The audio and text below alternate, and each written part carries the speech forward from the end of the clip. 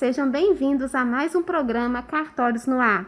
A partir de agora, você acompanha os principais assuntos dos serviços extrajudiciais.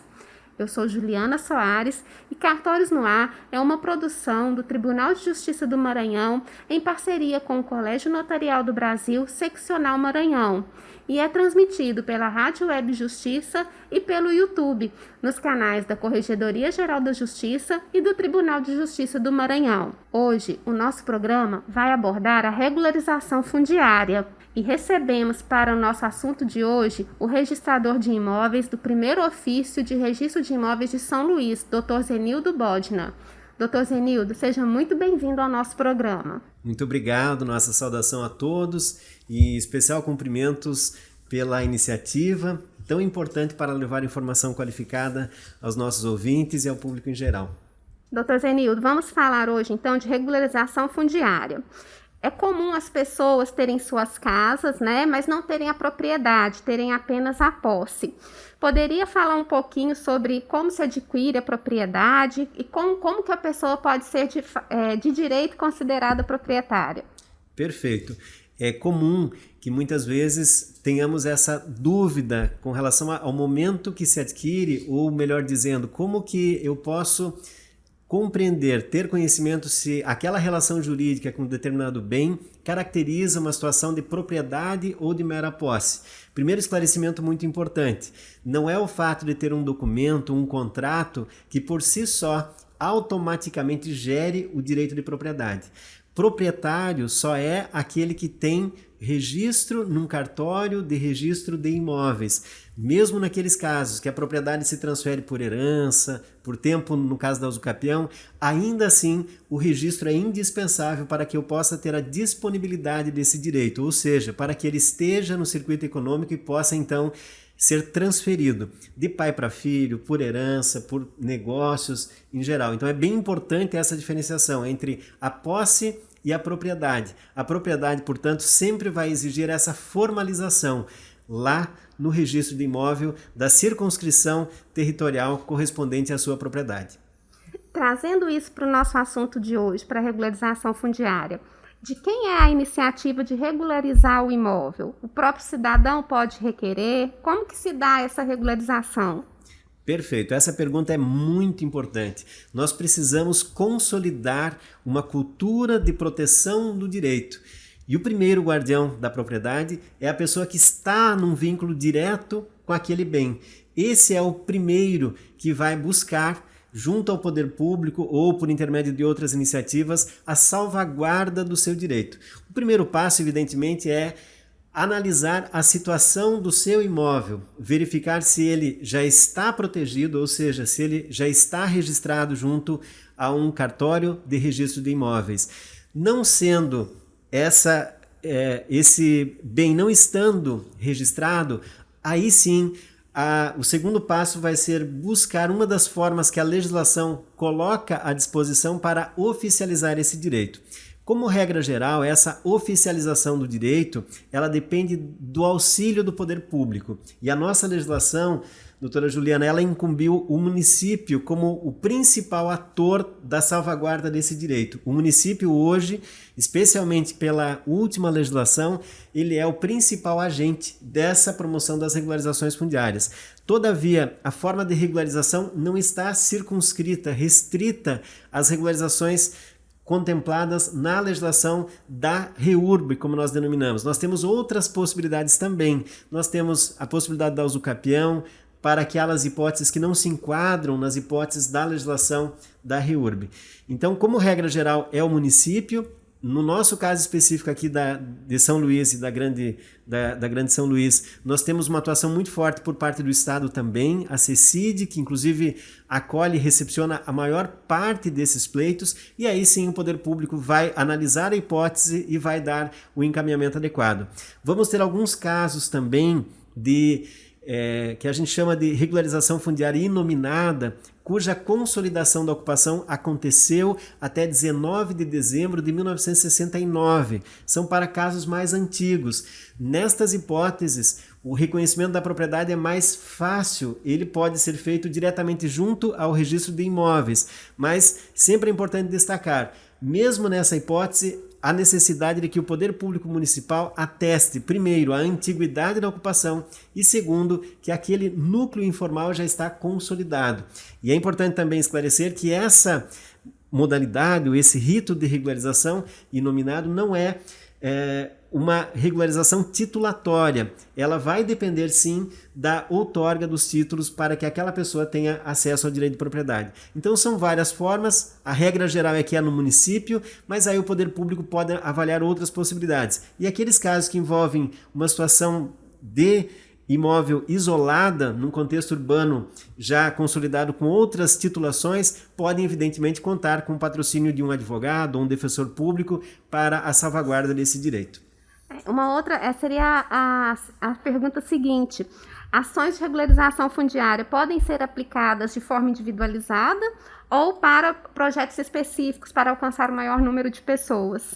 Perfeito. A legislação atual, ela busca abrir as portas da melhor forma possível. Ela permite que os entes públicos, inclusive de ofício a União, o Estado e o município, como também permite que particulares acionem o poder público municipal para deflagrar essa importante política pública de regularização. Além disso, como nós já mencionamos, temos também o caminho da usucapião e outras formas de regularização.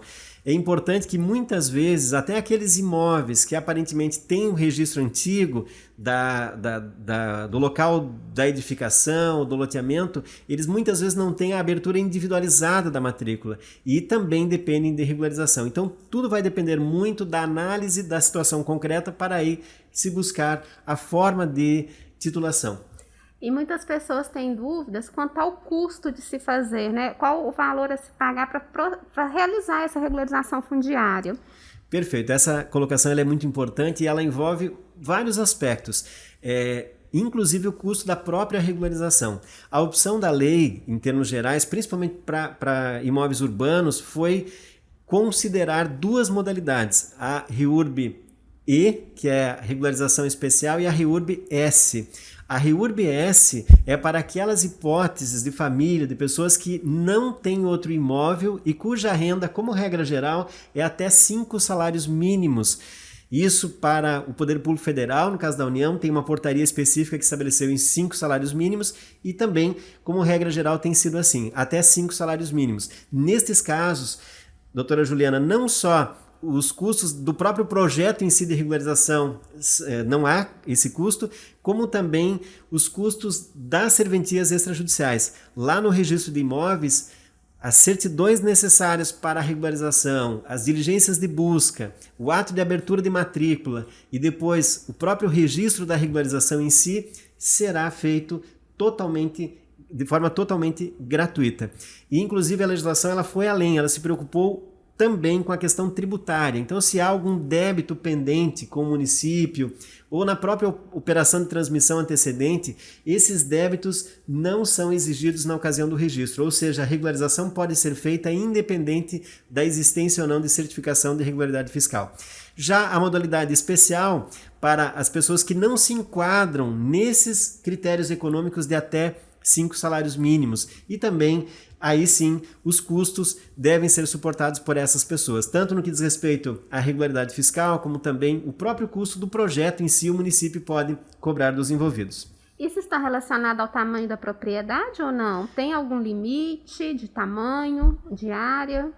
Sim, para os imóveis rurais. Para os imóveis rurais, a gratuidade ela somente alcança determinados parâmetros. E é sempre importante registrar e enfatizar que no campo, no meio rural, é o INCRA que exerce o grande protagonismo das regularizações. Já para o meio urbano, não é simplesmente o tamanho em si que vai impedir a fruição do benefício. O critério que a legislação utiliza é a inexistência de outra propriedade e também a questão da renda da família. São esses dois critérios objetivos. E aqui é importante, doutora Juliana, consignar também que a legislação, felizmente, a cada momento ela está sendo aperfeiçoada. A última lei, a Lei 13.465, ela possibilita inclusive a regularização de imóveis sem construção, ou seja, o foco não é apenas o direito de moradia, não que a moradia não seja importante, mas também o direito de propriedade em si é relevante. creches, igrejas também podem ser regularizadas. Áreas comerciais também podem ser objeto de regularização. Condomínios, nós temos aqui em São Luís vários casos que tramitam, inclusive no primeiro registro de imóveis, que envolvem condomínios, edificações em regime de condomínio, que também podem ser regularizados. Na semana passada, nós reconhecemos pela primeira vez a regularização fundiária de laje. O que é o direito de laje? É aquela construção sobreposta, que tem uma existência física independente. Ela também está contemplada na legislação. Por isso, nós temos uma grande quantidade de situações que podem ter essa proteção reforçada via registro, via proteção da propriedade.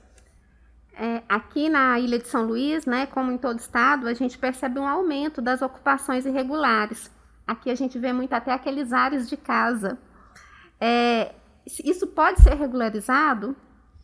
A pergunta é excelente. Na verdade, esse é um desafio do país todo. Nós temos uma grande quantidade de informalidade urbana. E, sem dúvida, a informalidade ela é negativa na perspectiva da arrecadação de tributos, da fruição de direitos, e sempre é importante lembrar que a propriedade ela é instrumental, a propriedade ela garante a fruição de outros direitos. A qualidade de vida depende de uma proteção efetiva da propriedade. A ordenação urbana, a organização, o direito à cidade sustentável também vai depender dessa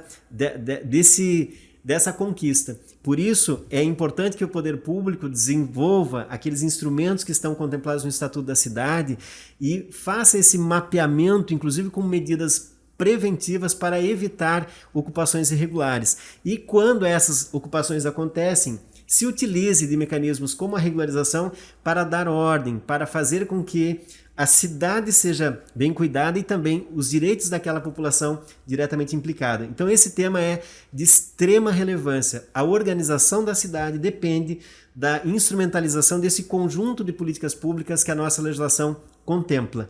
E aí a população precisa reivindicar e exercer os seus direitos. E aqui em São Luís a gente tem uma particularidade, porque a gente tem terras do município, do estado e da União.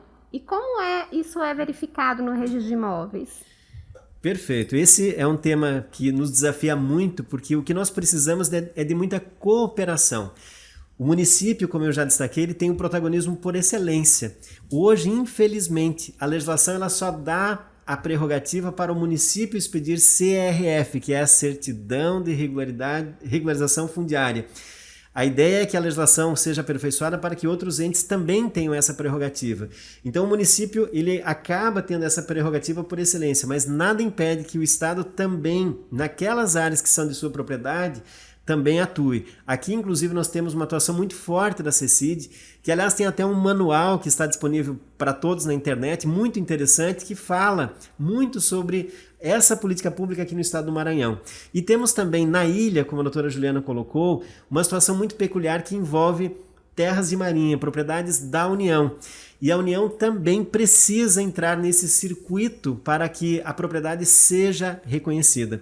E aí a gente faz até um apelo para que, a exemplo do que já acontece em outras regiões do país, a União possibilite, facilite, mediante anuências, mediante convênios. E aí eu queria registrar e parabenizar o Tribunal de Justiça por intermédio do Núcleo, doutora Ticiane, desembargador Paulo Velten, que de forma pioneira celebraram um convênio para concretizar esse que é o grande desejo da atuação colaborativa de todos os entes públicos. Um convênio envolvendo o município de São Luís, o estado do Maranhão e o setor de patrimônio da União, para que nós possamos avançar na regularização fundiária dessas áreas que também precisam de uma atenção especial e prioritária.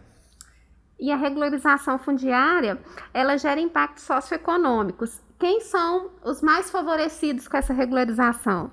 Sem dúvida. Uma frase muito importante que a gente sempre precisa enfatizar é que quem é dono cuida mais. Quando eu falo isso, eu estou me referindo inclusive à proteção do meio ambiente, à proteção da cidade sustentável. Ter um vínculo mais intenso do cidadão com a propriedade, com aquele espaço territorial que ele ocupa, é, de forma muito inteligente, uma condição para cuidar melhor da cidade. Temos que dar atenção a esses elementos menores da composição do tecido urbano para conseguir ganhos muito maiores.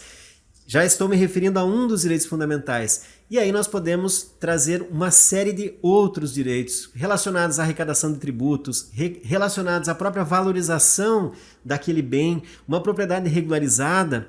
Nós temos estudos que ela tem um avanço em termos de ágio econômico, uma valorização de 25% a 40%. Isso é muito importante. E ela entra efetivamente no circuito econômico. Temos um estudo que revela que 75% das pessoas que regularizaram a sua propriedade financiaram, buscaram melhorar a habitação, a construção que estava sobre aquele imóvel. Ou seja, o circuito econômico passa a operar. O cidadão passa a ter crédito porque ele tem um bem para oferecer em garantia. E é aquilo que o irmão de Soto fala, que nós transformamos um capital invisível, um capital morto, em capital vivo, que propicia todo esse circuito de geração de riqueza e principalmente de direitos. Aqui também uma questão muito importante que a gente quer enfatizar é que a relação de propriedade, ela é a mais perene e ela inclusive pode ser transmitida após a existência da pessoa, ou seja, um vínculo muito sólido no contexto da família. Quando a pessoa que regularizou o seu bem em vida falece, esse bem é transmitido e circula perante os herdeiros com muito mais facilidade. E isso significa que a pessoa que regulariza, que cuida da dimensão jurídica do seu bem, do seu direito, inclusive dá mais proteção para os seus, para aqueles que estão no contexto da sua família. E como meu pai sempre dizia, propriedade é bem de raiz. E quando a gente trata de propriedade nessa dimensão de instrumento para a dignidade humana, para a proteção da família, nós não estamos tratando de algo superficial ou de uma lógica só capitalista de acumulação. Nós estamos falando de dignidade humana. Nós hoje conversamos com o titular do primeiro ofício de registro de imóveis de São Luís, Dr. Zenildo Bodner. Dr. Zenildo, muito obrigada pela sua participação. Eu que agradeço pela oportunidade, parabenizo mais uma vez a doutora Juliana e ao Tribunal de Justiça do Maranhão pela iniciativa, e nós da atividade extrajudicial ficamos muito felizes e sempre à disposição para colaborar e cooperar com a realização da justiça pela via extrajudicial e com todas essas brilhantes iniciativas. Muito obrigado. Esta foi mais uma edição do programa Cartórios no Ar, o programa que tem a missão de levar informação a toda a sociedade sobre os serviços extrajudiciais. Você pode acompanhar o programa Cartórios no Ar através da Rádio Web Justiça, todas as segundas-feiras, às 8h45 da manhã, e às quartas e sextas-feiras, às 16h45 da tarde.